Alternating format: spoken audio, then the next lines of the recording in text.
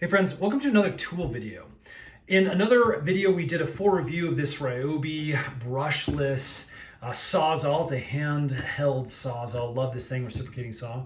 But we've needed some new blades for it. And more specifically, multiple different saw blades in order to do some additional cutting, both with metal and with wood.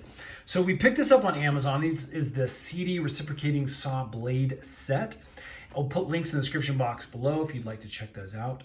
And what we're gonna do today is just unbox this, kind of check them out. We're gonna install them on this specific reciprocating saw. They're supposed to work really great with a bunch of other the brand name tools.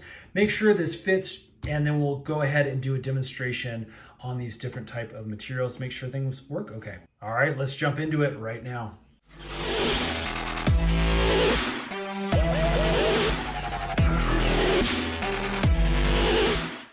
Okay, so let's check out what's right inside the box. I'm gonna pull out this sleeve here. You can see it comes in this little protective sleeve. All the blades are in there. And we'll just undo this Velcro and we'll kind of roll this out here. Again, you can see that all of the blades are nicely labeled. We'll open it up and then we will reveal the different blades that we have options for. So as you can see, we've got some really nice long blades over on this side. And I'll take these out of the plastic just so you can kind of see this a little bit better. Multiple pruner. This is for pruning or wet wood. You can see it has really, really high, nice grooves there. Doesn't feel chintzy. These blades are really sharp. So again, be very careful when you're unboxing these. You don't want to get cut. But again, those are the really long ones. That's going to work well in our yard. Let's take a look at some of the metal ones over here. This is going to be one of the shorter metal blades here. You can see the edges and the blades are a lot narrower. But we have 4 of these guys right here.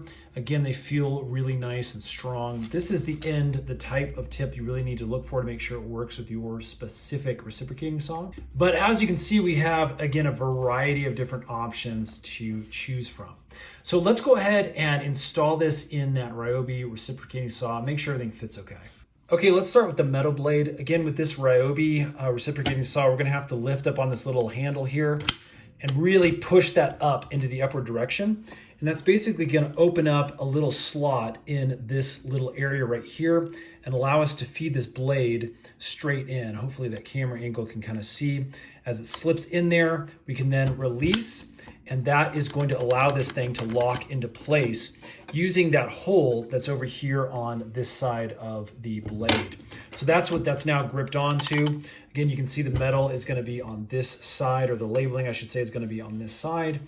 Again, this should be done without the battery installed for safety purposes. You have to be very, very careful. You don't want this thing to start jiggling on you and have your fingers in the way of the blades. So use caution, friends, please, when you are doing this. So now when you want to take the blade out, again, all you need to do is pull up on that lever again. Allows this thing to slip out very easily.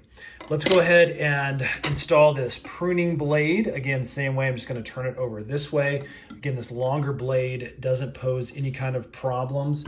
Let's push this up and we're going to go ahead and stick it into that slot, move that down, and as you can see, it's held into place nicely. Again, this is really long, so you do have to use a little bit of extra caution. It moves a little bit in there, but again, it's nice and locked into place and won't slip out. All right, back here at the end of our backyard, we've got this dead tree that's been needed to come out for a while.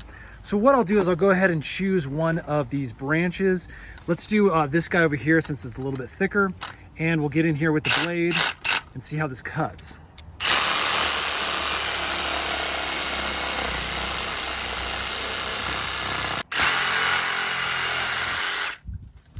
Okay, there you go. So initial cut, pretty easy. Obviously I'm doing this one-handed, so that's pretty nice. I will say that it did leave a little bit of red paint right there on the tree. So it didn't look like it did much damage on the blade itself, but that may be a problem for those of you that don't want that paint there. Now this may clear up after a couple of uses. That may just be kind of a top layer, but again, something to take note of. Okay, for our next test, we're gonna be using this smaller wood blade. This is going to be handy for little projects.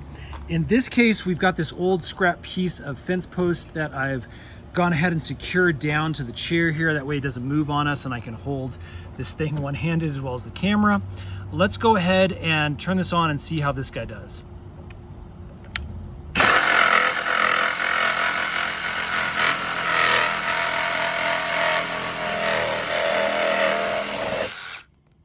Okay, there you go. Let's see if it left any of that red paint. It did. So again, we'll have to use this a few times and see if that red kind of staining continues to happen. The other thing we need to take note of is that the labeling on this specific blade has now been worn down. So again, maybe not a high necessity, but other people may really need that labeling to know what kind of blade they're using. So take note of that. Again, this is just after a single use. Okay, for our last test, we're going to be using the metal blade. Again, this is one of the kind of mid-length versions. And what I'm going to do is I'm just going to saw a couple of these nails, again, with the blade. And this is typically kind of what we use this for, either to get screws out of a deck or nails out of a fence. But again, this will work on a lot of metal products that you may need to cut. So let's go ahead and give this a whirl.